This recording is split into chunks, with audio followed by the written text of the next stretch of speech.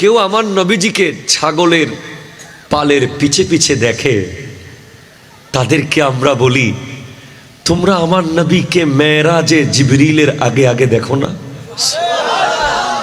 কেউ আমার নবীকে ছাগলের পিছে পিছে দেখে, আমরা ওনাদেরকে বলি, তোমরা আমার নবীকে মসজিদে আকসায় সমস্ত আম্বিয়ার জামাতের ইমামতের মুসল্লায় দেখো না। কেউ আমার নবীকে হযরতে খাদিজাতুল কুবরা রাদিয়াল্লাহু তাআলা আনহার কর্মচারী বলতে চায়। আমরা তাদেরকে বলতে চাই, আমার নবী কখনো কারো কর্মচারী, কারো স্টাফ ছিলেন না। আমার নবী খাদিজাতুল কুবরা রাদিয়াল্লাহু তাআলা আনহার ব্যবসায়িক অংশীদার ছিলেন, মুদারাবা ব্যবসা ছিল। আরো জোরে বলেন সুবহানাল্লাহ।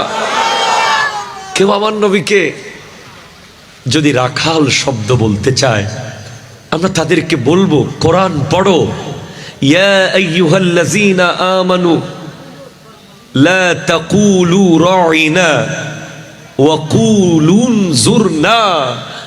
আল্লাহর নবীকে তোমরা রাইনা বলিও না, উনজুরনা বলো।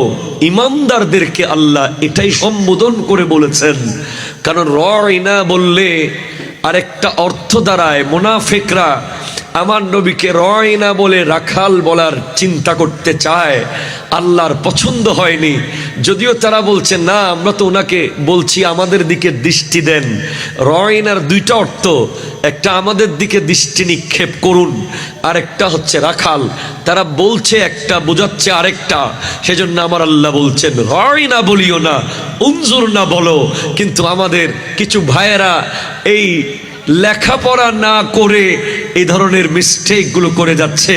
আল্লাহ ওনাদেরকে নবীজির শানে শব্দ চয়ন করার ক্ষেত্রে হাজারবার সতর্ক হওয়ার তৌফিক দান করুক। জোরে বলেন আমিন। আরো জোরে বলেন আমিন। আমরা বলি, আমার নবীজি ওনার মূল্যবান কিমতি সময় হযরতে হালিমা সাদিয়া রাদিয়াল্লাহু তাআলা আনহা, হযরতে খাদিজাতুল কুবরা রাদিয়াল্লাহু তাআলা আনহার সেই বকরির খুশনসিব আমার নবীর কিমতি সময় তাকে দিয়ে দয়া করেছেন। নবীজির শানে কথা বলার সময় হাজারবার চিন্তা করতে হবে, এক একটা শব্দ সিলেক্ট করার সময় লক্ষ কোটি বার চিন্তা করতে হবে।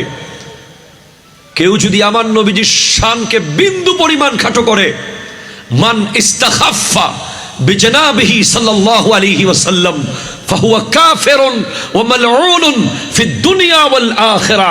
কেউ যদি আমার নবীর শান ও আজমতকে ইচ্ছাকৃতভাবে বিন্দু পরিমাণ খাটো করে, সে দুনিয়া এবং আখিরাতে কাফের, মালউন। এটা আমাদের কথা নয়, এই কথার উপরে বিশ্বের সমস্ত ইমাম একমত। এটা তাফসীর জালালাইনের সূরা নূরের পাদ টিকার মধ্যে আছে।